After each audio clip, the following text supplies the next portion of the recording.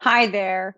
I'm now going to dig in a little more with looking at Google Colab. So we are going to be programming using Python. So first things first, I'm going to name this. And the two things we're going to look at is we are going to use the print and we're going to look at how to create variables. All right. So first things first, what I want to do is select code. So I'm going to make sure I have my code cell started. And let me show you how the print and variable terms work. So in print, this is really kind of cool. So we can go print and we can decide what exactly we want if we compile. So if we run it, what do we want it to say? So for example, if I put brackets here, I could say just like say print top 10. So the number 10. So if I click the run button, you will see 10. Okay, let's do another one. If we're going to print bracket, but let's say I want not a numerical value, but I want, let's say, a word or a sentence, I have to be really careful here that I put quotation marks. This is now going to say, hey, inside here is a string. And a string in this case is going to be characters. So something that's not going to be actually inputted. So it's not like the value 10, for example, previously where we could take 10 and multiply by this and do this. It's just saying like print this. This is just a string of characters. So if I wanted to, I could say, this is my sentence. Something like that. Let's click play. We'll run this. And there you go. This is my sentence. So that's how it works with the print function. So what would be really kind of neat is if now we introduce a variable. Now, when we're working with variables we tend to have in lowercase or camel case if you're going to add some other words to it, like let's say name one, like this. Means camel case when the next word actually has a capital one, but otherwise we just tend to keep it all in lower case. And with variables themselves, they just temporarily store data. So, for example, if I were to say name, and you have to put equals because this is now saying name is equal to this. Well, what is this? So let's say we're going to say name is equal to Maria. Now, the problem is this right away is that we have it, we need to make sure it's a string. So let's go back because it's Maria, it's a string, name, perfect. Now, if I hit run right now, nothing's going to happen because all we've done is define a variable. We didn't actually say print now name, for example. Let's try that. So we're going to go to print bracket. This time instead of saying Maria, I'm going to say, hey, whatever name is at the moment, that is what should print.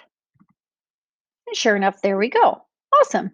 Well, what happens if we now say name is equal to,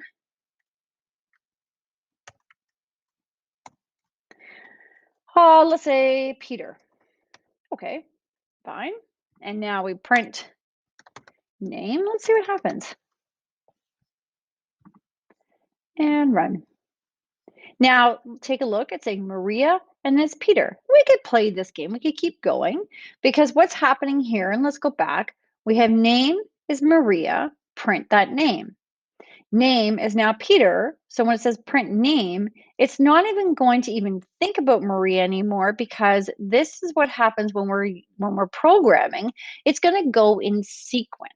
So whatever comes first and next and next and next, that's how this is going to play out. But let's say I wanted to store those variables, Maria and Peter, but I wanted to keep using them over and over again. And maybe Maria here, Peter there. Well, then I have to be really smart with my naming convention for variables. So for example, why don't we call this name one? And let's call this name two. And of course, if we're going to print name one, name two, we should have the same output because it's still going in the same sequence of order. And we're saying now print variable, let's say name one, and now let's print name two. So let's print that. And sure enough, that's exactly what we should get. But now let's sample this where all of a sudden I'm going to combine the two. So I'm going to hit enter again. And I'm going to go print. And this time I'm going to put in brackets and I'm going to do a character situation. So string. So I'm going to say Hi, Maria and Peter. Okay, so hi, I could do hi. And now, rather, I don't want to type in Maria because what if my name one changes? So whatever name one is going to be assigned to, I want it to populate. So this is how it works. So hi, we have a hi piece in the string, and I'm actually going to put a space as well. And then I'm going to call the variable name one. So I'm going to press the plus sign, name one. Okay, and you can see it populates here. Perfect. And I'm going to stop right there because I'm going to test my code. So the whole idea is I want to see if I run this, I would see Maria printed, Peter printed just like we saw, but my new line should now also be print hi, and then whoever's name is for name one. Let's click play. Let's run this. Maria, Peter, hi, Maria. Awesome. So far, so good. So let's go back. So I wanted to say hi, Maria and Peter. So I can't just throw the word and in right now. I could, however, put if I put again quotation marks. So and then I'm going to go, I want to say now Peter. So in order to add Peter, I'm going to go plus sign again, and I'm going to go name two this time. Let's test our code. Ah, we have an error here. All right, so it's telling us exactly in line 5, we have an error, and you can see almost like it's like we have a spelling mistake here with a big red underline here that we have an issue. So let me explain the situation because it's invalid syntax, meaning now this doesn't work. So the reason why this doesn't work is because this time, since we're adding more after we've called this variable, all we have to do is put a plus sign afterwards, plus sign. And there we go. So let's try it now and see how it's even red to indicate no. So we just debug this. So we've finished debugging it. Now let's click play or we're going to run the code. Ah, there we go. Much better. Now, I don't like that there's no spacing here, so we can go back and fix it. However, the best part is I'm not getting an error. So this is how we're going to do that. So we're going to have hi space name one. But now we need a space for the and. So we can't do that with the variable, but I can put a space here in front of the and.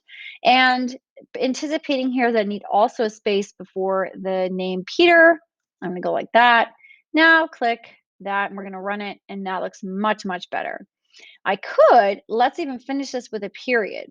So to do that, this is where we have, oh, don't forget, if we're going to put anything after calling a variable, we have to put a plus sign, space, and now I'm going to do quotations and a period within the quotations. Let's run the code. And there we go. Looks much better. So this is the whole idea where I want to show you, well, what if Maria and Peter are not name one and name two? What if I want to change these at any time? Absolutely, I can do that. So let's say we have Tom and Tina. So it shouldn't matter here now. All of this is just going to call the new variables. Well, let's test that. So I'm going to run.